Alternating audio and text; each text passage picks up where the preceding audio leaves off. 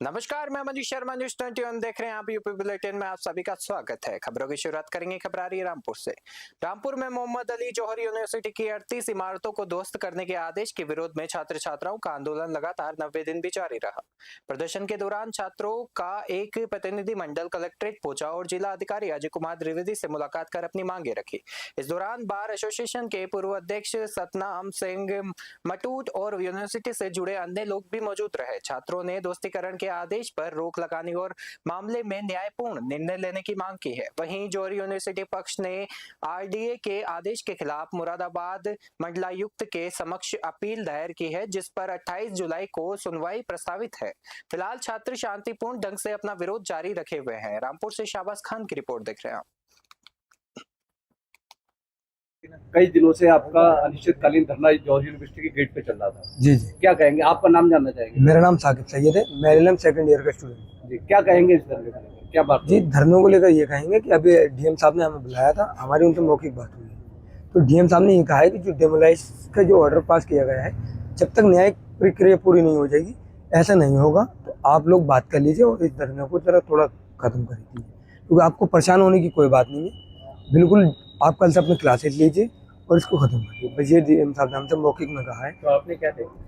अब देखते हैं, अभी अपने बात करते हैं सारे स्टूडेंट से, क्या वो कहते हैं क्या नहीं कहते हैं, उसके बाद में आगे की बात बताएंगे। जब बातचीत हुई डीएम साहब ने तो ज्ञापन वगैरह लिख दिया? जी, एक जो हमारी जो तीनों मांगों को लेकर हम यहाँ बैठे थे धरना, अनिश्चितकालीन धरना प्रदर्शन पर, हमने वही लेटर इन्हें दिया है, डीएम साहब ने वो ले लिया। मेरा नाम इकरा है और मैं लॉ की स्टूडेंट हूँ और बिल्कुल हमने अपनी डिमांड्स को रखा है। जो कंटिन्यू हम अपनी डिमांड्स आप मीडिया के माध्यम से भी उठा रहे हैं, उसको पूरे एक मेमोरेंडम के तौर पे हमने यहाँ पे विज्ञापन दिया है और हमें पूरी उम्मीद है और हमें बहुत ज़्यादा डीएम साहब ने इंश्योर किया है कि ऐसा कुछ नहीं होगा, आपके फ्यूचर को देखा जाएगा। और एक और चीज़ हम लोग कल से फेस कर रहे थे, वो प्रॉब्लम भी हमने शेयर करी कि हम स्टूडेंट्स के साथ ये हो रहा था कि हम लोगों को बार बार फ़ोन कॉल्स आ रहे थे कि आप यहाँ से हट जाइए, पेरेंट्स को परेशान किया जा रहा था। तो हमने अपनी ये कंप्लेंट भी जिला कई दिनों से आपका अलीगढ़ से खबर आ रही है, जहां प्रधानमंत्री नरेंद्र मोदी और मुख्यमंत्री योगी आदित्यनाथ की पर्यावरण संरक्षण की अपील से प्रेरित होकर अलीगढ़ की नगर पंचायत जवां के गांव छोटा जवा निवासी सौरभ वाल्मीकि ने 20,000 पौधे लगाने का संकल्प लिया।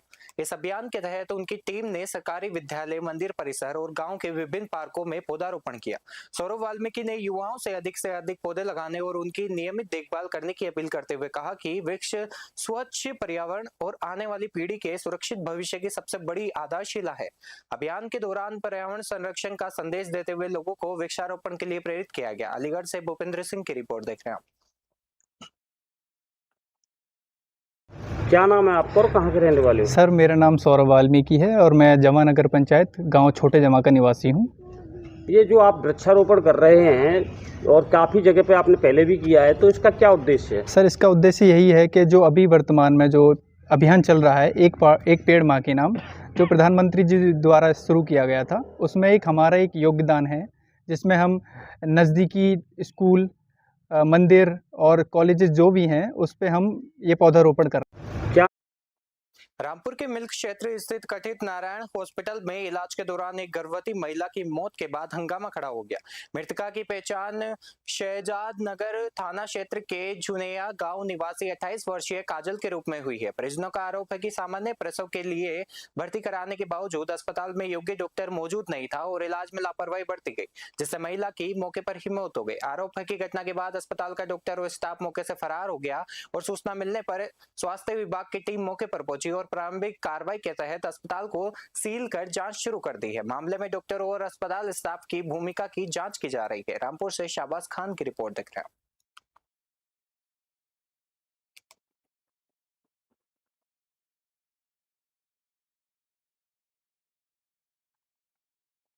क्या नाम है आपका? मेरा अंगूरी। कहाँ रहती हो आप? जुनैया। अच्छा, क्या मामला है ये पूरा, क्या ये हुआ? मामला ऐसे हमने डिलीवरी करवाई थी 3:30 बजे। कहाँ पर? यहीं पर कराई थी। कौन सा गांव? वो जुनैया। अच्छा, ठीक है। हाँ, इसी अस्पताल में कराई थी। अच्छा, फिर? तो वो सुबह ख़त्म हो गई यहाँ हमारी बहू। अच्छा। हाँ। क्या मानती हैं, कैसे ख़त्म हुई? कैसे ख़त्म हुई पता नहीं, इनने कैसा ऑपरेशन करा उसका। अच्छा। पहले तो उसकी सांस उखड़ गई और जो देखो कि पूरी रात कोई यहाँ नहीं तो कोई डॉक्टर नहीं कोई डॉक्टर। एक वो लड़का था कंप्यूटर, वो ही रहा है, डॉक्टर पकड़ा कुछ नहीं, हम खाली मेरी मेरी लड़की और मैं ही थी, 2 जने हम यहाँ पूरे अस्पताल कोई में। डॉक्टर नहीं था अस्पताल में? नहीं नहीं नहीं। और जिस सुबह आए हैं बहुत अवेरी, तब इनने बोतल, बहू की तबीयत खराब होने लगी, तब इनने दवाई शुरू करी बहू को मेरी। अच्छा, हाँ, क्या नाम था बहू का आपकी? वो केतक। अच्छा, क्या मांग करती हो आप पुलिस से? क्या कार्रवाई, क्या मांग करती हो, क्या चाहती हो आप? अब भाई जब तुम्हें सोच समझ ले, मुझे छोटी छोटी, अब देखिए कि कल लड़की का जन्म हुआ है, 1-2 साल की लड़की है। अब वो उस बच्चों को कौन देखेगा? मैं तो कोई ज़िंदगी भर नहीं बैठी है ना, इसका पापा बच्चों को पाल लेगा। क्या नाम है आपका? मेरा अंगूरी। कहाँ? बस्ती से खबर आ रही है, जहां श्रावण मास की कावड़ यात्रा को लेकर बस्ती और गोंडा जनपद की पुलिस पूरी तरह अलर्ट मोड में है। पुलिस अधीक्षक डॉक्टर यशवीर सिंह के निर्देश पर गौर पेकोलिया, खोड़ारे और छपिया थाना पुलिस ने संयुक्त रूप से बबनान कस्बे में फ्लैग मार्च कर सुरक्षा व्यवस्था का जायजा लिया। कावड़ मार्ग, प्रमुख शिवालयों और संवेदनशील स्थानों पर पुलिस बल की तैनाती के साथ 24 घंटे सीसीटीवी कैमरों से निगरानी की जा रही है। कावड़ियों की सुरक्षित और सुगम आवाजाही के लिए भारी वाहनों के रूट का डायवर्जन भी किया गया है और पुलिस ने सोशल मीडिया पर अफवाह और भड़काऊ पोस्ट फैलाने वालों के खिलाफ सख्त कार्रवाई की चेतावनी देते हुए स्पष्ट किया है कि यात्रा में खलल डालने वालों के विरुद्ध कड़ी कार्रवाई की जाएगी। बस्ती से दिलीप पांडे की रिपोर्ट दिख रहे हैं।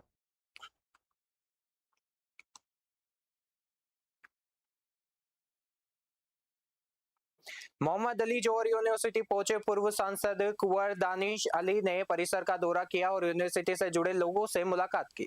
इस दौरान रामपुर के कई कांग्रेस कार्यकर्ता भी उनके साथ मौजूद रहे और बाद में वह समाजवादी पार्टी के वरिष्ठ नेता आजम खान की पत्नी डॉक्टर तंजीन फातिमा से उनके आवास पर मिले, जहां दोनों के बीच लंबी बातचीत हुई। मीडिया से बातचीत में दानिश अली ने कहा कि नोटिस या बुलडोजर के डर से युवाओं को डराया नहीं जा सकता।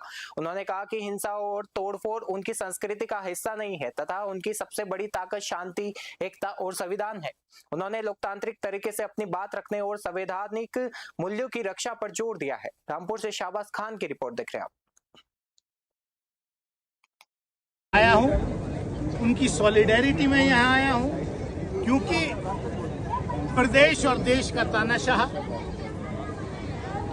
जो है वो शिक्षा का विरोधी है, क्योंकि उत्तर प्रदेश सरकार और केंद्र की सरकार नहीं चाहती कि हमारे बच्चों को, इस देश के नौजवानों को अच्छी शिक्षा मिले, और वो हर शिक्षा के मंदिर के खिलाफ है।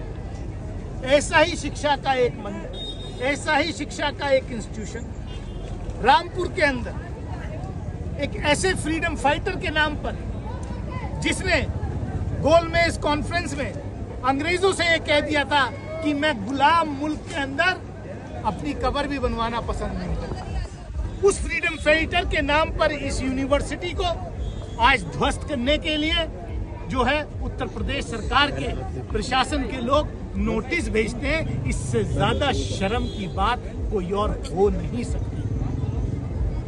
अगर रामपुर की मौलाना मोहम्मद अली जौहर यूनिवर्सिटी का नक्शा पास नहीं है तो इस देश के 94% इंस्टीट्यूशंस के नक्शे पास नहीं। ये मैं नहीं कह रहा, आया हूं।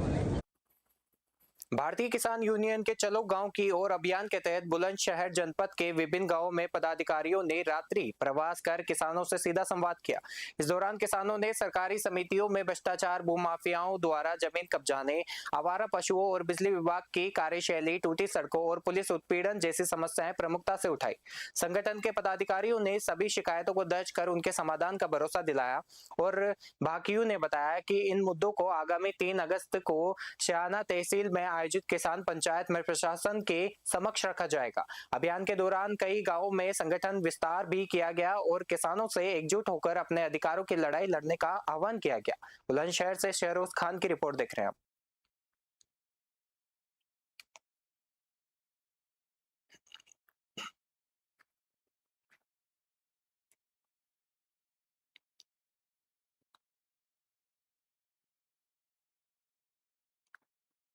बिजनौर विधानसभा क्षेत्र के गांव मिर्जापुर बागर में और कुंदनपुर में वरिष्ठ भाजपा नेता प्रिंस चौधरी ने किसान मजदूर चौपाल आयोजित कर ग्रामीणों से सीधा संवाद किया। कार्यक्रम में बड़ी संख्या में ग्रामीण और महिलाएं, युवा और बुजुर्ग शामिल हुए और प्रिंस चौधरी ने केंद्र और प्रदेश सरकार की विभिन्न जन कल्याणकारी योजनाओं की जानकारी देते हुए पात्र लोगों से उनका लाभ लेने की अपील की। इस दौरान करीब 250 से 300 महिलाओं को साड़ी और सूट भी वितरित किए गए। चौपाल में ग्रामीणों ने बिजली, सड़क, पेंशन और अन्य स्थानीय समस्याएं रखी, जिनके समाधान का भरोसा दिया गया। उन्होंने युवाओं से नशे से दूर रहकर और खेल, सकारात्मक गतिविधियों से जुड़ने का आह्वान किया तथा जनहित से जुड़े मुद्दों को प्राथमिकता से उठाने की बात कही। बिजनौर से राजेंद्र चौहान की रिपोर्ट देख रहे हैं। ये आपके द्वारा साड़ी और सूट वितरित किए गए हैं, क्या कहना है? ये साड़ी सूट ये उपहार है मेरी माताओं और मेरी बहनों के लिए। भी तीज का त्योहार आ रहा है, रक्षाबंधन का त्योहार आ रहा है और ये पिछले 2 महीने से लगातार बूथ नंबर 1 से किसान और मजदूर चौपाल का मैं आयोजन कर रहा हूँ और बूथ नंबर 1 खादर से हमारा अभियान शुरू हुआ है और आज ये मिर्जापुर बांगर और पास का ही हमारा गांव है, दूसरा गांव है, उसमें ये कुंदनपुर टीप, दोनों गांव में आज ये किसान मजदूर चौपाल का आयोजन किया गया है। और प्रधानमंत्री यशस्वी हमारे प्रधानमंत्री के 13 साल पूरे होने के उपलक्ष्य में सरकार की जो योजनाएं हैं जन जन तक पहुंचाने का मैं और मेरी टीम कार्य कर रही है।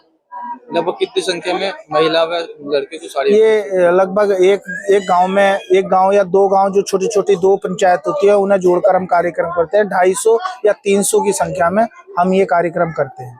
ये जो किसान मजदूर चौपाल है इसमें हम शिकायतें भी सुनते हैं, जिन हमारी विधवा माताओं की पेंशन नहीं बन रही, किसी हमारे जो बुजुर्ग हैं उनका आयुष्मान कार्ड नहीं बन रहा, तो उनका ये आयुष्मान कार्ड ये नोट करने का हम कार्य कर रहे हैं। और ये मेरी टीम द्वारा किसान आयुष्मान कार्ड और पेंशन और जो भी समस्याएं हैं इन्हें हम ऊपर रखने का काम कर रहे हैं जिला स्तर। आगामी 2027 को लेकर क्या कहना है? 2027 में यशस्वी हमारे योगी आदित्यनाथ जी तीसरी बार मुख्यमंत्री की शपथ लेने जा रहे हैं और तीसरी बार भारतीय जनता पार्टी की सरकार प्रदेश में बनने जा रही है।